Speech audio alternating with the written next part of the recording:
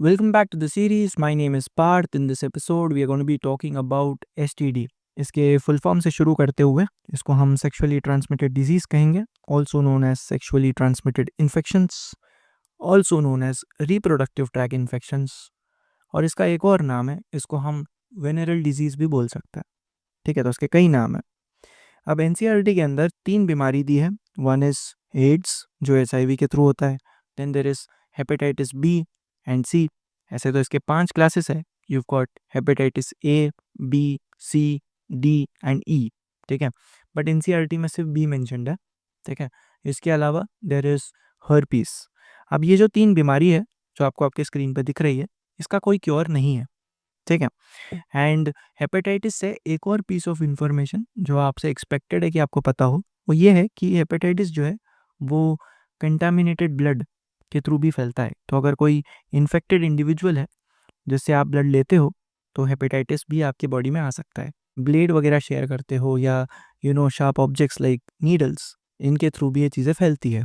So this is one good to know information about hepatitis.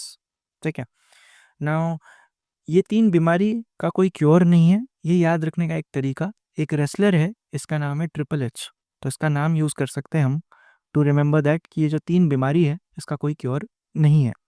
ठीक है, speaking about herpes, ये भी 2 तरह की होती है। देयर इज हर्पीस टाइप 1, यहाँ पे ब्लिस्टर्स के फॉर्मेशन होंगे, हिंदी में उसको हम फोड़ी कहते हैं।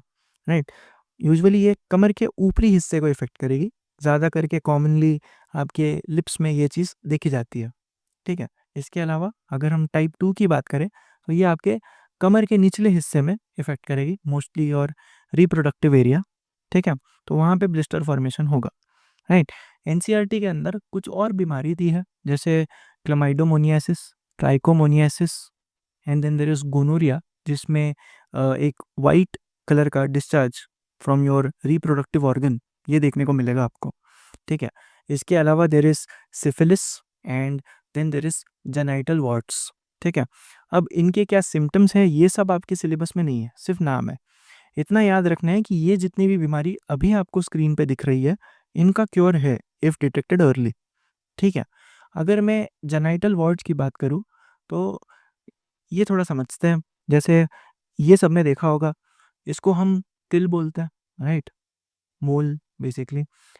इसको हम मसा बोलते हैं, राइट। अब जो मसा है वो स्किन के थोड़े लेवल के ऊपर हो जाता है एक तरीके से, एंड इसी में से अगर मान लो कुछ हेयर लाइक स्ट्रक्चर निकलता है तो इसको हम वॉर्ट बोलेंगे।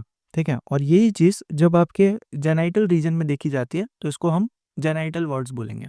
ठीक है, अब सिम्टम्स इन जनरल अगर आप STD की बात करोगे तो आपको थोड़ा बहुत पेन, इचिंग और स्वेलिंग देखने को मिलेगा। राइट, इन चीज़ों के अलावा fluid discharge is also possible. Right, so these are some symptoms. अब कॉम्प्लिकेशंस की बात करते हैं, यानी अगर मान लीजिए कोई फीमेल प्रेग्नेंट है और उसको कोई STD है, तो उस बीच उसके बॉडी में क्या क्या होगा। इट इज़ पॉसिबल कि मरा हुआ बच्चा पैदा होगा, जिसे हम स्टिल्ड बर्थ बोलते हैं। ठीक है, देन अबॉर्शन कराने की नौबत आ सकती है, इनफर्टिलिटी हो सकती है, and it can also result into ectopic pregnancy, मतलब जो इम्प्लांटेशन है वो यूट्रस में नहीं कहीं और होगा। ठीक है, इन द फेलोपियन ट्यूब में भी। राइट, इसके अलावा you can also experience inflammation in your pelvic region, जिसको हम PID बोलेंगे। Worst come worst situation, it can also cause cancer. Right, so these are some complications. ठीक है, now अगर आप STD की बात करते हो तो NCERT बड़ी क्लेवरली कहती है कि जो एज ग्रुप है आपका 15 से लेकर के 24, इस एज में STD काफ़ी ज़्यादा फैलती है। ठीक है, of course this is all because of कि इस एज में आपको पता कुछ नहीं होता, क्यूरियोसिटी बहुत है, तो आता कुछ नहीं, करना सब कुछ होता है, तो उस वजह से ये चीज़ें फैलती है। अब ऐसे में आपने क्या करना है, avoid having intercourse with unknown people, right, and multiple sexual partners अगर आप रखोगे, उनकी सेक्सुअल हिस्ट्री हमें पता नहीं है, सो अवॉइड स्लीपिंग अराउंड। ठीक है, एंड अगर आपके बॉडी में फिर भी बहुत ज़्यादा चुल है, so the least you can do is use a condom. Okay, चलिए, so that's all about STDs. Same instructions, keep reading. Until next time, thank you.